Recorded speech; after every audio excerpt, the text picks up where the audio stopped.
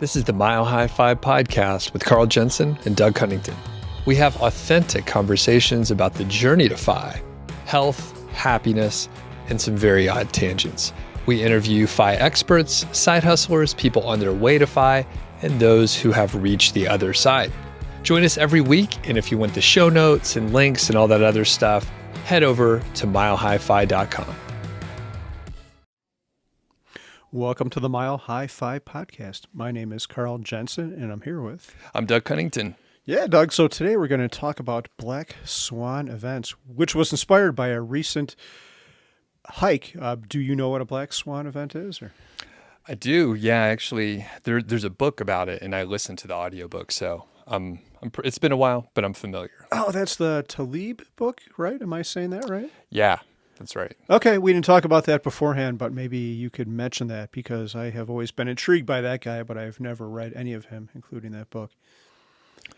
Well, it's been a while since I listened to the book, but one thing, I think his name is Nassim Talib. Yeah, it's how it sounds, but we'll put a link out there so people can get to it. His writing is I'm pretty sure it's pretty pretentious. So when you're going through it, you're like, man, this guy thinks a lot of himself. That's just how it comes through. You can't read tone, but as I was listening to it, you get that feeling. So anyway, it lays out several black swans, and I think we'll get to some of the definition, which I'll let you lay out here. But it's been a while, so I don't remember anything specific. Yeah. Okay, so what I'd like to talk about is, or how I want to open this up is, I went for a hike, and this was right around New Year's Eve. It might have been December 30th, December 31st. I don't remember which one. So we were hiking in southern Boulder in the flat irons, which we often do.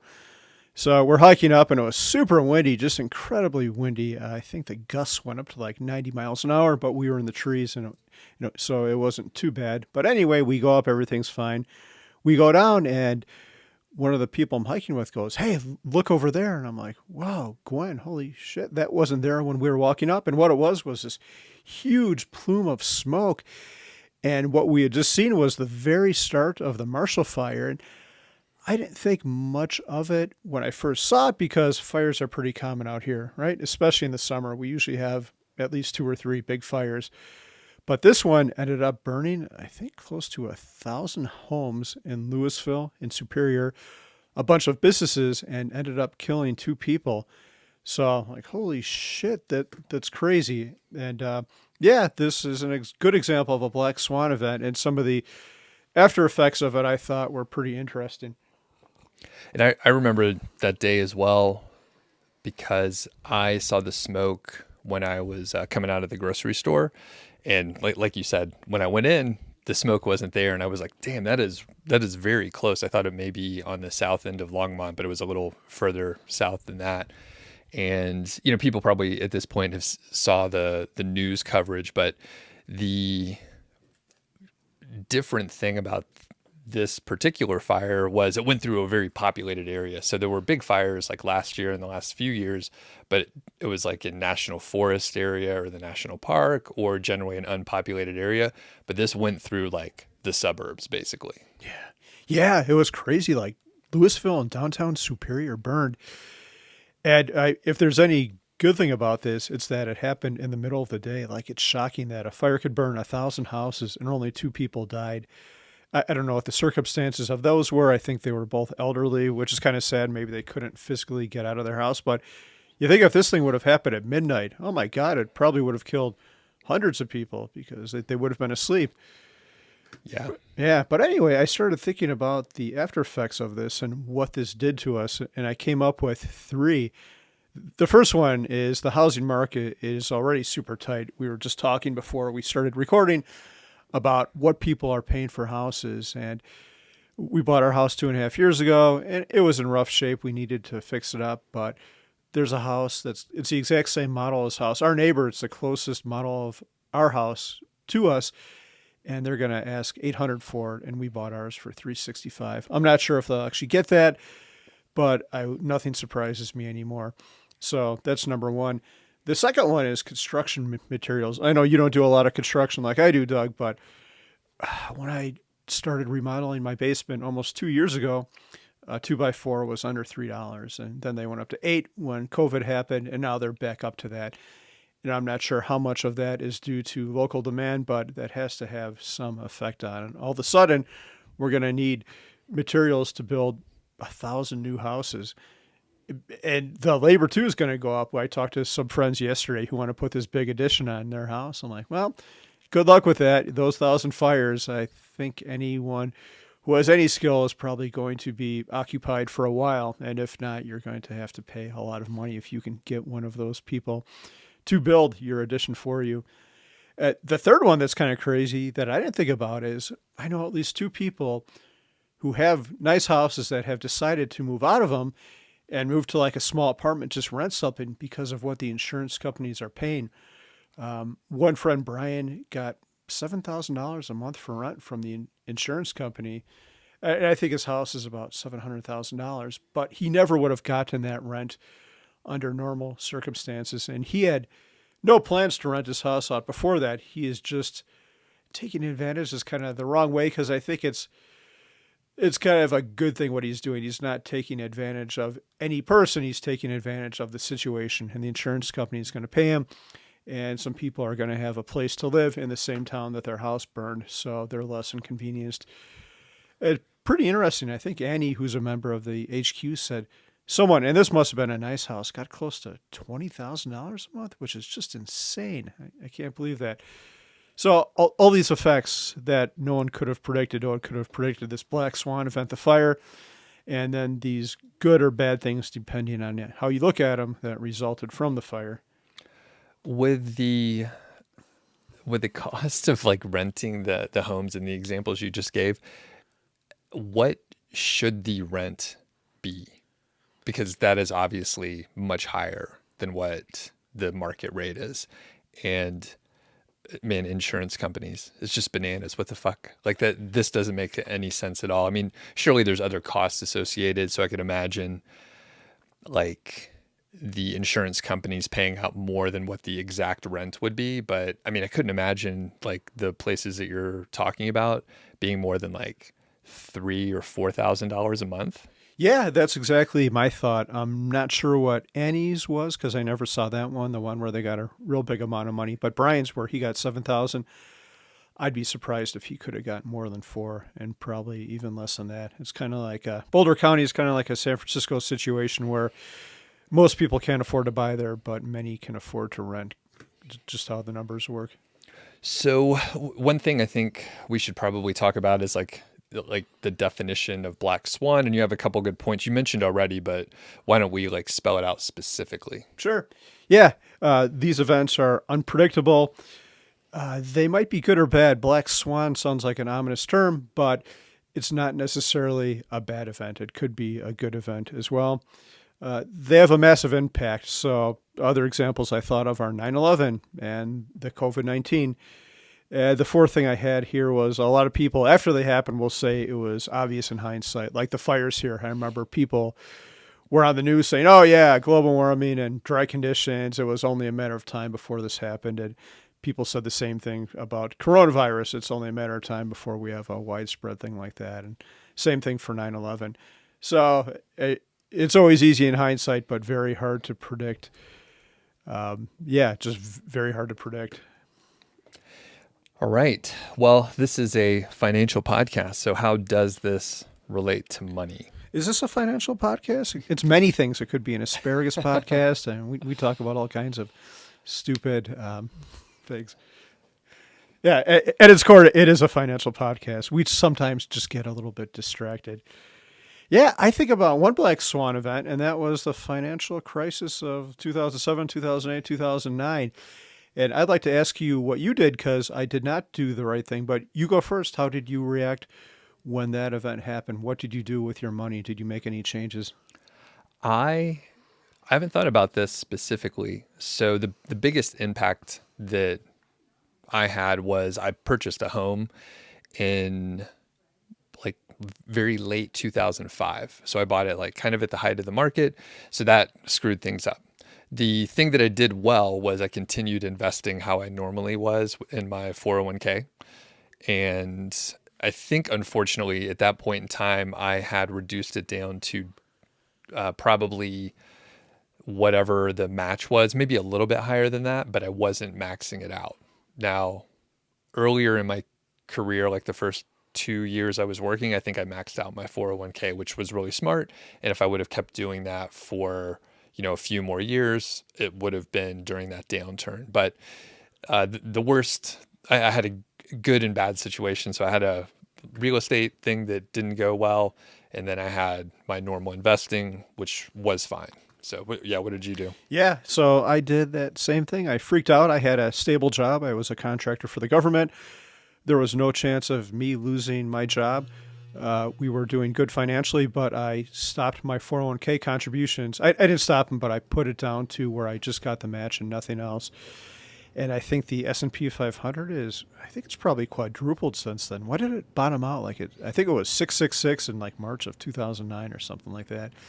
I think it's over 2,000 now. I should know it. I'm going to take a quick peek at my phone, which I don't like to do, but my curiosity is piqued to see what it is now. And while you're looking that up, I didn't reduce my investments because of the downturn. I had reduced it prior to. So I had my plan and I just stayed the course and didn't change anything, fortunately. Okay, so you are much smarter than me. Okay, I'm seeing the S&P 500 is at 4,400. Is that correct? Holy crap. So that's like 8x or something, 7x. 8x. So I think about all those probably $40,000 or $50,000. Let's say $50,000 I didn't put in, and that's going from the very bottom. So it's not quite. It might be more of like a 4 or 5x event. But man, that's like a couple $100,000 and lost money so far. And it'll be much, much more in the future. Eventually that number will be millions of dollars because I freaked out and didn't know how to handle the situation.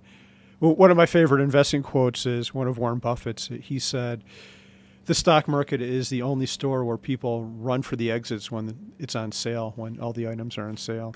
Yep. Very good. So anything else how it relates to money? Yeah, I would just say money is an insurance policy. So if there's a bad black swan event, money can hold you over and help you survive that bad black swan event. It would have helped you get through the loss of a job during COVID or the loss of a job during 2008, 2009. But it could also be a positive thing. Like no one could have predicted this fire, and that's going to have positive things if you have cash. For example, I do short-term loans to help people buy a home for cash, so it helps them make a better offer on their home. So because I have money, I could take advantage of these situations. And again, I don't like the word taking advantage because I'm not predatory. I'm helping people with their bad situation.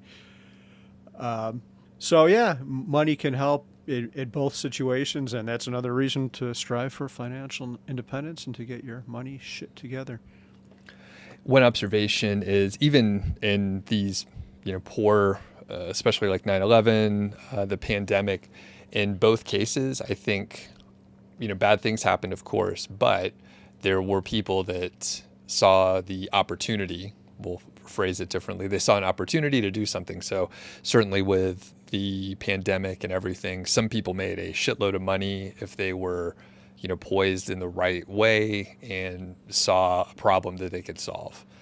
Of course, it could be predatory in some instances, but there's always a benefit on the other side, even if the overall situation is quite negative.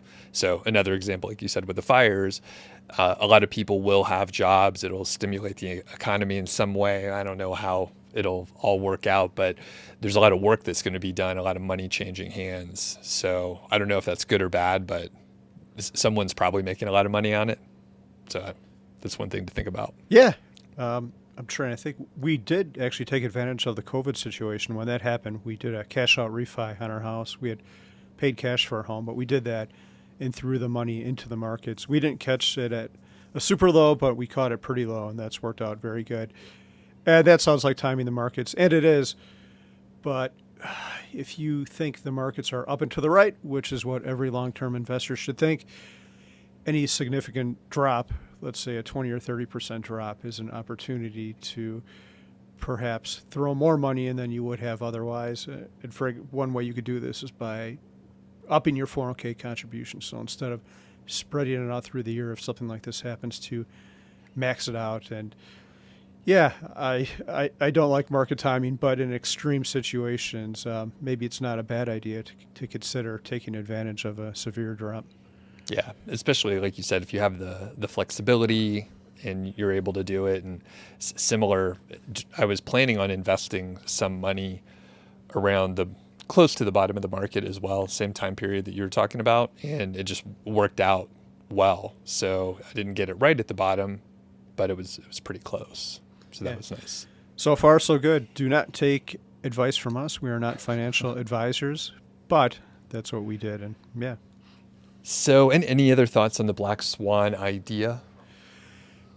This is just another reason, again, to have your money straightened out. And also, I guess the other thing I would say is to have a plan in your head. To go back a second, you don't buy flood insurance in the middle when it's pouring rain. You buy it when the skies are sunny. So the time to come up with your financial plan and to think about what you'll do when the market really takes a dump is when everything is going great. And then stick to it when you're freaking out because the market's had a drop or a black swan event has arrived and things aren't going so hot. Go back, look at that financial plan that you've written down, try to think about the state of mind you had back then and adhere to it. Nice. Well, before we finish up, just curious, you've been traveling a bit, so can you tell us about your trip a little bit? Yeah, I just went out to San Diego to visit a friend, David Boyer, who does the Phyology website and workbook. A super cool guy, very inspirational individual. We talked about a lot of exercise topics, so he's inspired me to we had an episode about working out a couple weeks ago, so he's inspired me to really get my ass in gear and put it into overdrive. After that, I went to Las Vegas to see my family for 3 days. We watched the Super Bowl there, and I left my computer on the security line at the airport. But luckily, it has been recovered, so I'll see my laptop hopefully again someday soon. Yeah, that's crazy. Was the weather pretty good out there in California? Oh, it was so good. We went for hikes every day. We had a beer on the beach in Imperial Beach. Not on the beach, that would be illegal, but this brewery right next to it. Yeah, it was great, Doug. It was like 80 degrees, unusually warm for there, but it was almost magical. I hate that word, but I walked up and down the boardwalk. I had a breakfast burrito. California has the best breakfast burritos. It was so good. I wish I could have stayed out there, and it made me think I need to own some property out there. David has a friend who we went and visited who actually has a home. Shout out to Rob. We'll put a link to him in the show notes. Got a home on Mission Beach, like right on the boardwalk, and he's got a hot tub. So I went in the ocean, which was very cold. It was like in the 60s, but I went swimming in there, got my head underwater, rinsed off, then jumped in his hot tub and watched the sun go down. It was so good. It was fantastic. Yeah, it's a very Instagram life, living your best life out there. It is. I did take pictures and post them to Instagram too because I am a tool sometimes. All right, awesome. And I was going to say, for me, the one thing going on is I sent an email over to Steven, David's brother, right? They're twins. Yes. That's the deal. So small world. And I'm going to be speaking at the MHFi in Florida at the end of March. So good. That's a great MHFi too. I've been to that one, and you get to go to this remote place kind of outside of Gainesville. And yeah, really good time. You'll sing some Bible songs maybe before or after your meals because it is a Bible camp. And I won't say anything more about that, but it's a great place. We actually saw a SpaceX launch. It was a night launch, so we could see it from there 100 miles away, which has always been a bucket list item for me. So maybe you'll get lucky and be able to witness the same thing. Very cool. Yeah, so I'm looking forward to it. Got to put together the talk, but if people are heading out, I'll see you there. What is your talk going to be about real quick? Have you considered this yet? Yes. So I think the general idea is to create a job that you don't want to retire from through side hustles. So that is kind of what I accidentally did.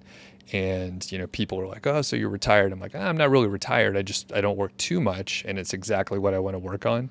So I was like, but it's great because, learning from people like you, and one of your themes for your talk was, if you're unhappy before you retire, you're probably going to be unhappy afterwards. Sure, you can get rid of some negative things, but you kind of have to, figure things out. And one of those is to be productive or creative or something like that, which, I've sort of tailored exactly what I want to work on through these side hustles that I do. Man, that's a great topic. That's worth the price of admission to Camp FI alone. And I'm not just saying that. People will eat that up because people always like to see clear plans. It's not woo-woo abstract stuff. Man, you're a real-life example of this. So, yeah, maybe. Do you know what weekend that is? No? It is March 25th through the 28th. Okay. Something like that. Shit. So. I might already be out of town there. But, I'd kind of like to see it. Yeah.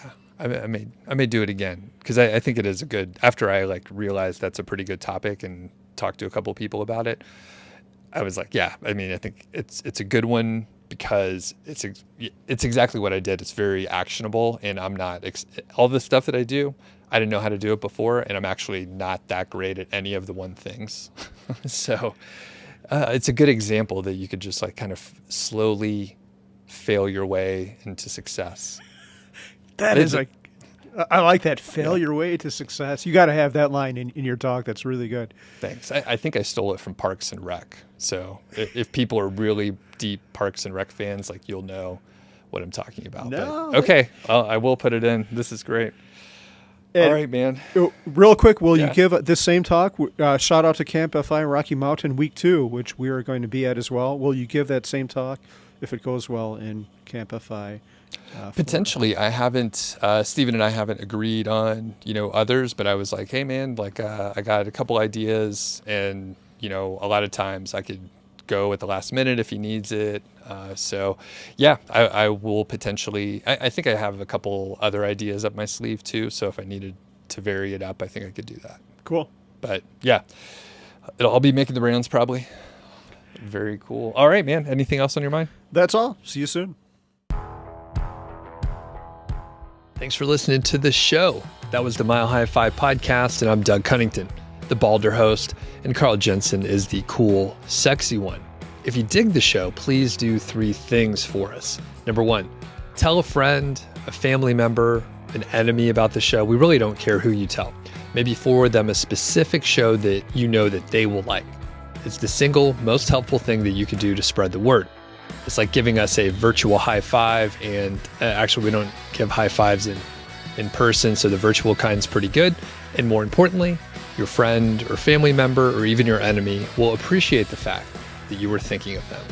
Number 2, make sure you're following or subscribed on your podcast app, Apple Podcasts, Spotify, Overcast, YouTube, whatever you're using, and that way you won't miss a show. And number 3, please leave us a rating and review. We read them on the show occasionally, and you might hear yours out there on an upcoming episode. Quick disclaimer, this show is not financial or legal advice. I'd actually be surprised if it sounded like it. It's really just for entertainment, and that's at least what we're hoping for. But seriously, get advice from professionals. Carl and I are just 2 guys with microphones that sit in my basement and talk. So we'll catch y'all next week.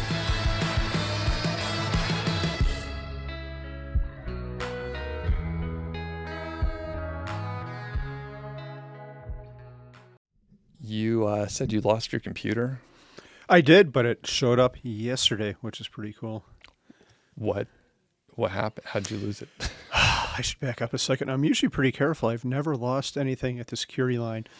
But I had stayed in this hotel the previous 2 nights. We were in Las Vegas, and there were these assholes in the room next to us. So at 10 p.m. they would come, and they were a family with very misbehaved kids. So the kids would start screaming at 10 p.m.